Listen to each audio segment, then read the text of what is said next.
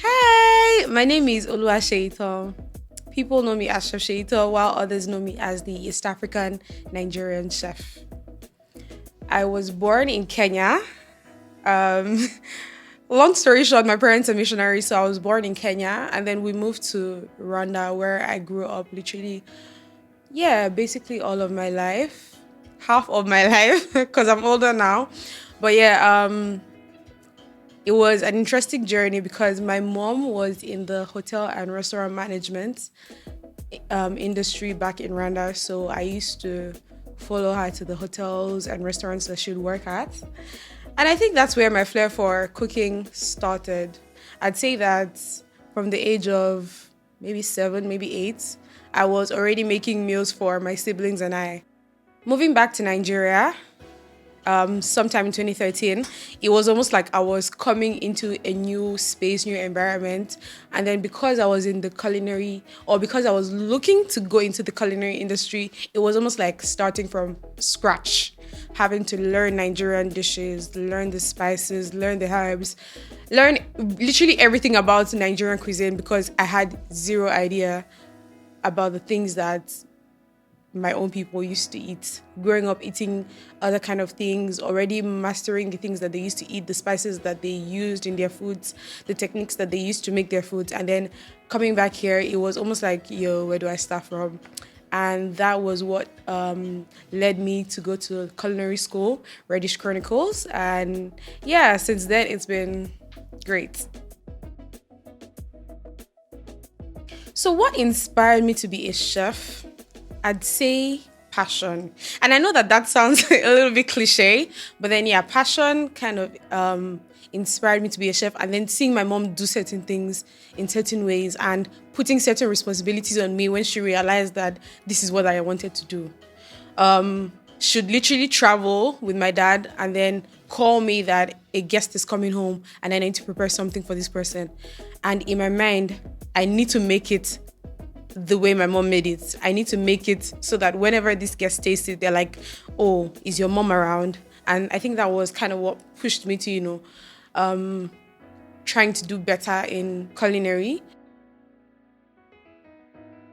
I started off in 2019. I did French pastry and baking course in Reddish Chronicles, Lagos branch. At the time, I was still in uni, but then we had like a long holiday. I'm like, no, I'm not going to sit at home. I applied and it was actually a scholarship. Then when I finished uni in 2021, I decided that I wanted to go for the professional diploma, cuisine, pastry, and gastronomy. So that was what I did in Reddish Chronicles Abuja branch. Then I also did an Afrofusion diploma because for me, it is very important to understand the basics of, the spices, the herbs, and everything Nigerian cuisine. I was not looking to do any other cuisine besides Nigeria, so I needed to learn from the scratch, know exactly what it takes and the basics of Nigerian cuisine, basically. How do I stay creative and innovating in my cooking process? I'd say research. In the few years that I have been in the culinary industry, I say that every single day I learn something new. From a different terminology to a different equipment to different, techniques of how to make certain things. How do I stay inspired? I keep learning. I look up to other chefs that have, gone through the same process that I have, and I speak to them. I think basically I don't stop learning. I think every day is a new challenge to learn something new, keep doing better, speaking to people that have, gone past the stages that I am currently in and working with different people as well. It's honestly, I honestly say that another way that I am able to stay innovative and creative is with the chefs that I work with. They are an open book and they are willing to pour out so much into me. And yeah, that inspires me to keep going and learning more. I think a memorable experience that inspired my cooking style. That experience was when I first started working at the Atija experience. There was something my chef made one time can't remember what it was. And I'm like, yo, you can do this. And I think that's kind of opened my eyes to see that I can do things in extremely different ways. I do not have to do it a certain type of way. There are so many other ways to do a certain thing. And I would also say that in culinary school, I remember one thing that an instructor of mine used to say, Chef Muse, should say you should not look at an ingredient for what it is. So yeah, I think that also kind of makes me think, oh, I shouldn't just be looking at rice for white rice and stew. I should look at it as, why can't I make a rice mousse? A dish that is particularly special to me, I think it changes over time, but right now I'll say it's pilau. And the reason being, it is such an aromatic dish. It has so much to it, right? And then anytime I eat it, I think I traveled back to East Africa sometime 2 years ago, and then I had this dish, and I literally could taste my childhood. It was almost like, yo, I'm back to being 6 years old.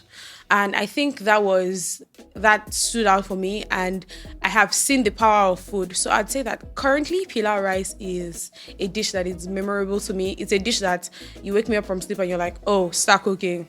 I'll jump up and, get right on it. It brings back so many memories. It speaks to the power of food in people's lives, how food can, bring back memories, how it can relieve certain thoughts, how you even remember certain things just because you're eating a dish.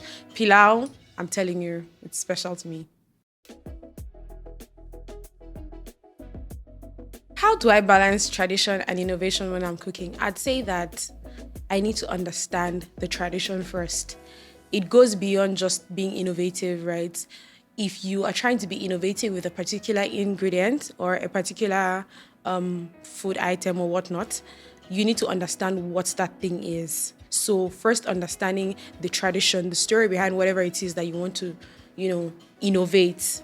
Understanding every single thing that has to do with what you're trying to innovate is very important before you're not able to balance it. So if you're looking at doing something with a spice or herb or a vegetable, whatever, you have to understand what that vegetable is first.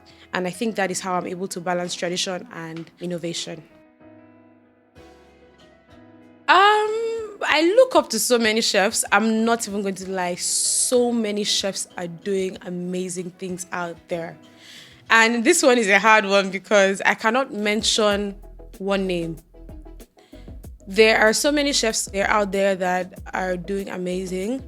But then I would say that the people that inspire me are my mentors.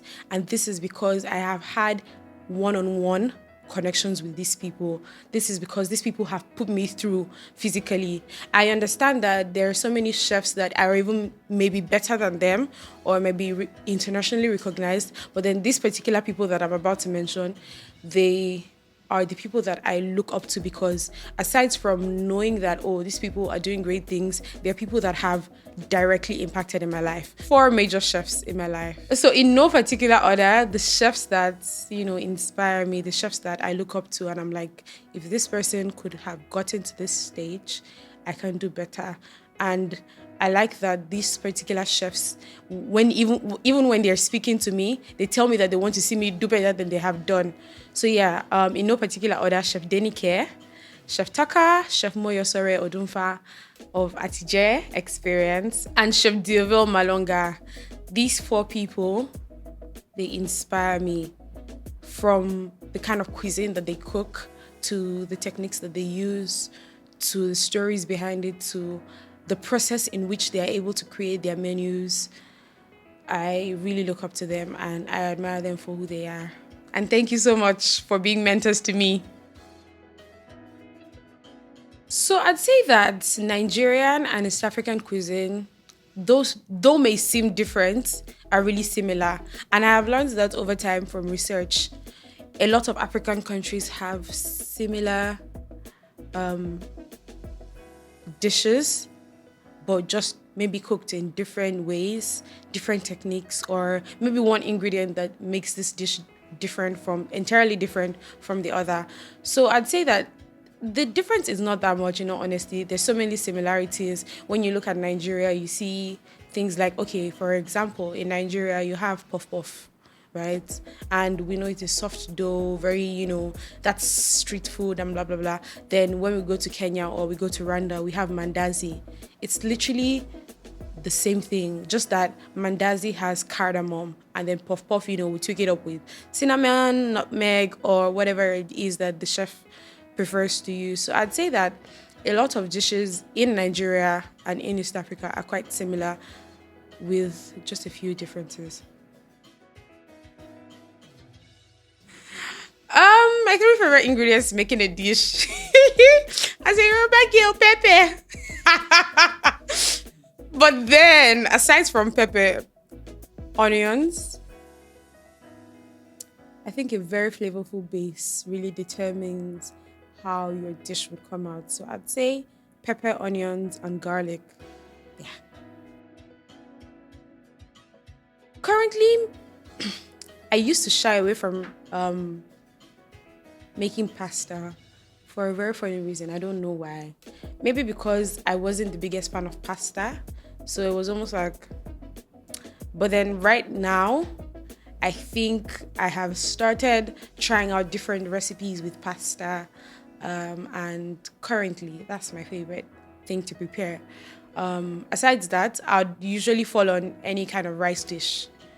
Yeah. My favorite Nigerian dish? That's so hard. Because Nigeria has so much good food. Years ago, or rather, I'd say that when I first started eating Nigerian food a lot, I would say ofe nsala. I like the purity of that soup. It's so warm. It's like a warm hug. But then right now, I don't know if I'd classify this as a dish, but my favorite food right now to eat, Nigerian cuisine, is moi moi. It's melt in the mouth with the richness of the fish and the egg. Moi moi elemi like 7, elemi 7. That has that has different things in it. Yeah, but like I think moi moi currently is soft, hot moi moi with the banana leaf, the wrapping, and yeah. I think that's what I really enjoy eating right now. My favorite East African dish of all time will be a Rolex. A Rolex is flatbread called chapati, and then it has like eggs in it. The eggs could have veggies or whatnot, or maybe chicken, whatever, and then it's rolled. Oh my God. I used to eat this thing in boarding school when I was in Uganda. My all-time favorites, a Rolex. Right now, I'd pay for a Rolex. Yeah, I think a Rolex is my all-time favorite East African dish. It's amazing. It's a Ugandan dish as well. My final words for anybody looking to dive in the culinary journey, I'd say take your time. Follow due process. I know that a lot of times when we go to culinary school, we feel like we can just jump out and, become boss of your own. Some people, it might work out for them, some it might not.